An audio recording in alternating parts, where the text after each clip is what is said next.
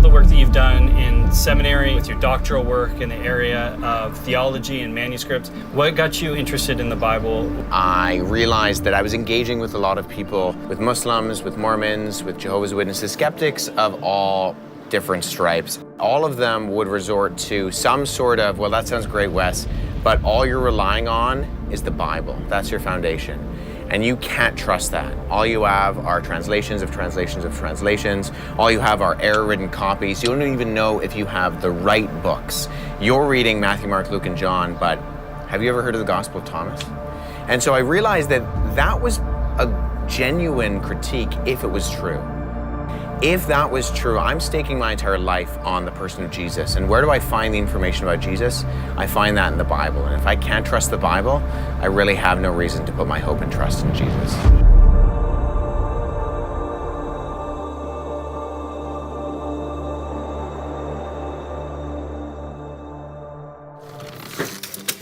Hey, Andy Steiger here. What's up? We are on our way to the airport, heading to Egypt to talk about the Bible. There's a lot of confusion about the Bible, what it is, where it came from, can we trust it? Because the Bible didn't always look like this. The word Bible comes from the Greek word for books. But where did this mini ancient library of books come from? What we called a Bible was put together over 1,600 years on 3 continents by close to 40 authors in 3 different languages. Some of its writers were kings, others teachers, shepherds, and fishermen. The early Christians inherited the Jewish scriptures, what we call the Old Testament, a collection composed of the same 39 books we have in the first portion of our Bibles. Contrary to what many believe or have heard, the New Testament books were not chosen or voted on, but instead were recognized as the writings closest to the community surrounding Jesus. What we actually have is a direct connection to the life and teaching of Jesus. Jesus' disciples mentored others, who we call the Apostolic Fathers, who then comment on what books did or didn't have a history, going back to the words and teachings of Jesus.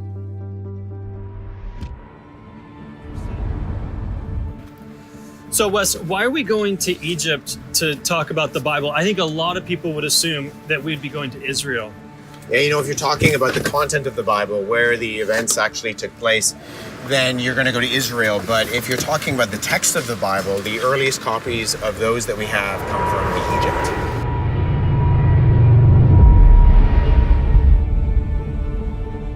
Egypt. Hey, welcome to Egypt. We just got through security.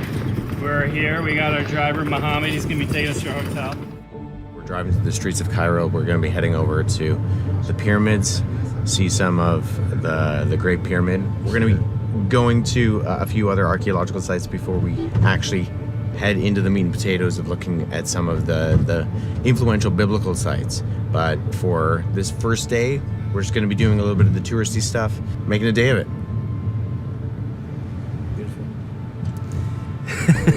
Welcome to Egypt! Be careful with the camels in Egypt, they're ferocious. It's just beautiful out here today. The sun's out, it's hot, a little bit sweaty. Having an incredible time here in Egypt. Egypt has thousands of years of history with one of the world's oldest civilizations, a past that has direct crossover with stories we read about in the Bible. From Joseph and Moses to Jesus himself spending time here as an infant. But it's not just pyramids and pharaohs' tombs that make archaeology in this country so significant. Egypt lays claim to another title. Because of its dry climate and the fact that the papyrus plant, used as writing material in the ancient world, grew almost exclusively here, Egypt ends up being where the vast majority of our earliest surviving biblical manuscripts come from. But other books were also found.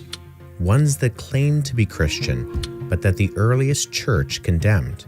Egypt is a key location in exploring the story of this library of ancient books that we call the Bible. Given its fame, there's no surprise the Bible has held its share of controversy. Occasionally, we hear confusing narratives surrounding its origins, accounts of scandal, suppression, and rewriting. Stories of lost books and wild conspiracies still make news headlines 2,000 years later. To be a lost gospel. Story about the lost gospel. I'm holding the Lost Gospel of Thomas. Do these new readings finally prove that Jesus and Mary Magdalene were married? These clickbait headlines leave many questions. Can I really trust the Bible? The Bible hasn't always looked like it does today. For hundreds of years, it existed as independent scrolls and writings. But how can we know that this mini ancient library we call the Bible contains the right books? What about the other books that talk about Jesus from the ancient world that are not included in our Bible? One of the best known and potentially earliest of the books that weren't included bears the name of one of Jesus' immediate followers. Lost in the sands of Egypt for 1,800 years, its opening line sets the stage. These are the secret sayings which the living Jesus spoke and which Didymus, Judas, Thomas wrote down. We're here in Egypt, sailing on a felucca on the Nile River. And it wasn't far from here, off in the Nag Hammadi Desert, where in 1945, a shepherd named Muhammad Ali, along with a number of his companions, were out in the desert looking for fertilizer. Now, what they found was not fertilizer, but their shovels uncovered a body and a 4-foot-high jar. In 1945, a lot of things were happening globally in the European and Pacific theater. Nobody was paying attention to a sheep herder and farmer in the backwaters of Egypt. And yet, a shepherd and farmer named Muhammad Ali in Upper Egypt, in the approximate location we're at today in Nag Hammadi, along with a number of his friends looking for fertilizer in the desert, uncovered a large earthenware jar. That jar, chief among its contents, was the Gospel of Thomas. Only 11 years before that, a philosopher and scholar in Germany named Walter Bauer published a famous monograph known as Heresy and Orthodoxy in Earliest Christianity. His thesis was that the scene of early Christianity was a theological quagmire.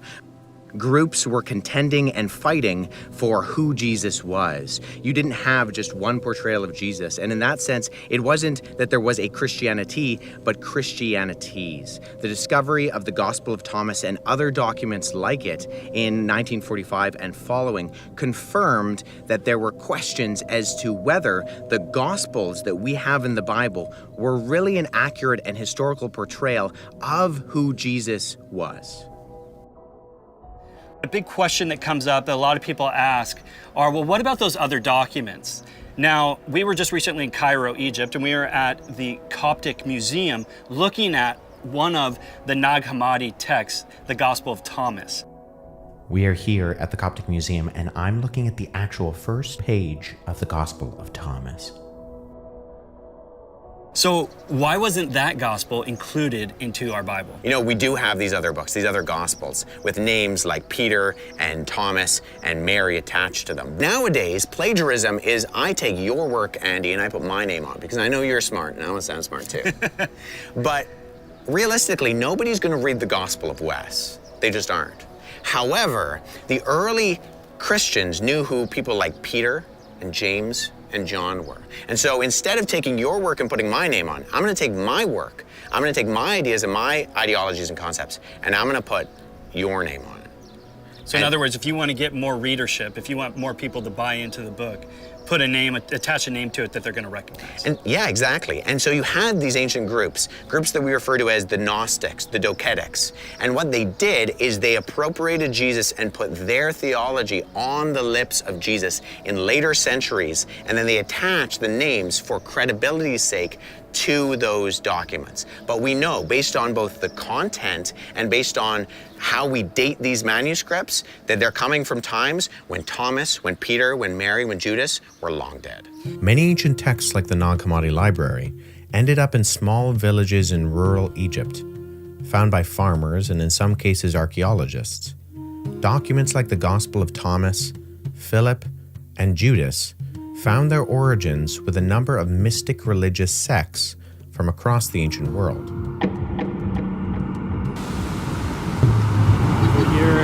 desert of Egypt, not far from Al-Qasr. And we are quite literally in the middle of nowhere. It's beautiful, it's very hot, and there are no tourists here. We're in this lodge, and we are the only guests, I'm sure the only guests they've seen in a very long time. After they discovered the Nag Hammadi library in the desert, Muhammad Ali and his brother brought the documents here to Al-Qasr, the oasis in the desert. Not knowing what they really were, some were burned and destroyed, while others were collected and eventually got in the hands of antiquity dealers. After their discovery by the Bedouin farmers in 1945, they almost didn't survive. Some of the ancient papyri were tossed into a courtyard full of animals. Others used as kindling to cook bread. Many of these ancient papyri found in the desert, biblical or otherwise, often defy the odds when it comes to surviving for centuries. This is the refrigerator, coffee maker. Brown walls. Wes. I'm part of this home. We're here filming in Egypt, and a big mistake that we made is we came in summer, and the heat here is shocking. It's just oppressive. And then on top of that, if it couldn't get any worse, we're in the midst of a sandstorm.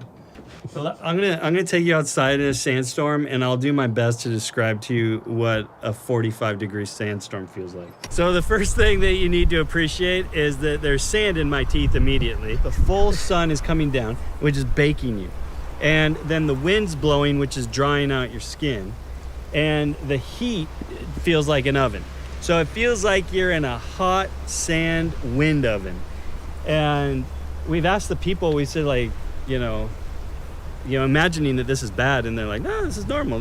They told us it's worse in October. Apparently our guide has encountered 50-degree weather. That's 122 Fahrenheit. I don't want to have anything to do with that. I'm telling you that right now. Wes, when people ask me about these Gnostic Gospels, like the Gospel of Thomas or others, one of the things I've often said to people when they ask me about why they weren't included in the Bible is I'll ask them, have you read these? Yeah. Sometimes I simply say, well, you go read them and you tell me why they're not in the Bible. You think of a gospel, what do you think of? I'm thinking of Jesus, I'm thinking of his life, his death, his resurrection, that sort of thing. Yeah, you're thinking of a narrative. You know what's interesting about the Gospel of Thomas is it's not what we typically think of when we think of a gospel. When we read the Gospel of Thomas, it's simply a list of 114 sayings, of questions being asked to Jesus and him answering his disciples. It's not what we think of when we think of the birth, the life, the teaching, the death, and the resurrection of Jesus.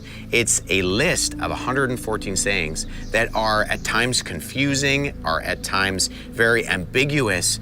And when you read it, you find that there's some content that really sounds strange, especially to our modern Christian ears. These are the secret sayings which the living Jesus spoke, and which Didymus, Judas, Thomas wrote down. And he said, whoever finds the interpretation of these sayings will not experience death. Simon Peter said to him, let Mary leave us, for women are not worthy of life. Jesus said, I myself shall lead her in order to make her male, so that she too may become a living spirit resembling you males. For every woman who will make herself male will enter the kingdom of heaven. With these Nag Hammadi texts then, and you've got these different Gnostic Gospels, for example, one of the things I find interesting is that we're here in Egypt, and it's actually Egyptian names that you find in the text. Explain that, like what's going on, and how does that actually help us date those texts? Yeah, when we're reading, say, the Gospel of John, we're getting names, or the Gospels or Acts, we're getting names and we're getting places that are in the geographical areas and are most frequent in first century Roman-occupied Palestine. For example, you're getting Jewish names in the book of John or in the early Gospels. These are names that would date to that time frame in that area. Yeah, not just names that were Jewish and that were being used in that time, but names that were popular within those particular decades that they're writing. A series of scholarly studies has shown that, though Jews were located in many places across the Roman Empire, people's names often tended to be geographically located. By observing literary and archaeological artifacts, a list of common names can be clearly identified. By narrowing down the most popular names in places that Jesus lived, traveled, and ministered, and by comparing these to the list from the studies, an interesting correlation can be seen. Just as we see today with popular names, a qualifier or nickname is often used. For example, notice that when Matthew lists the disciples in his gospel, certain names have a qualifier or nickname and others do not. Simon called Peter, and Andrew his brother, and James the son of Zebedee, and John his brother, Philip and Bartholomew, Thomas and Matthew the tax collector, James the son of Alphaeus, and Thaddeus, Simon the Zealot, and Judas Iscariot, who also betrayed him. As we would expect, the most popular names are those that have an added description. When we compare the most popular names in Judea and Galilee during the first century with names we see listed in key places in the biblical Gospels, we find that all the names with qualifiers match with what we'd assume if they were actually written in the time and place they claim to be narrating. In contrast, the Gospel of Judas only has 2 names that would fit, Jesus and Judas, but contains a host of other characters whose names match not with first century Judea or Galilee, like the biblical Gospels, but with names that were popular in Egypt during the 2nd and 3rd centuries. Consider how difficult it would be for someone living outside of the locations and times that these events took place to get the right names with the right qualifiers. We have 4 biblical Gospels with 4 different authors, and yet each gets this test of naming frequency and attribution right every time. A test and standard that the non-biblical Gospels simply do not pass. You know, we might think that that's easy to try to come up with, but if I told you, Andy, that I wanted you to forge, don't do this, it's morally ambiguous, but forge a document, say from 17th century France. I mean, you know some French names. Jean-Claude. Not a lot. Okay. Jean-Claude, Francois. Jacques Cousteau. Right. What are the chances, though, you forged that document on my behalf and you got the exact names that were right in that century in France, or even in like a city like Paris? I want you to forge this document from 17th century Paris. Well, that's actually a lot harder than you might think, because names change in popularity from decade to decade, even year to year. And the interesting thing is, when we look at the Gospels and Acts, we find that the popularity of those names in those geographical areas, in those centuries and decades, corresponds exactly to what we should be seeing if that is exactly when it was written. Given the evidence for the books that did end up in our Bible, and specifically the Gospels, we can have confidence that those books are the ones that should be included. In comparison to books like the Nag Hammadi Gospel of Thomas that really don't have any credibility to accurately portray the historical Jesus and hold on to true legitimacy as being included within the scriptural canon, our Bible stands true as a collection of books that should in fact be there. But granting that we have the right books, we also have to admit that we're standing 2,000 years after even the most recent of them was written. How do we know that even if those Gospels are supposed to be in our Bible, that we actually have the words that the authors of those Gospels wrote? What confidence do we have that the words contained in the Bible, and specifically the New Testament, haven't been tampered with, changed, and adapted over the last 2,000 years? The answer to that question can also be found buried in the sands of Egypt.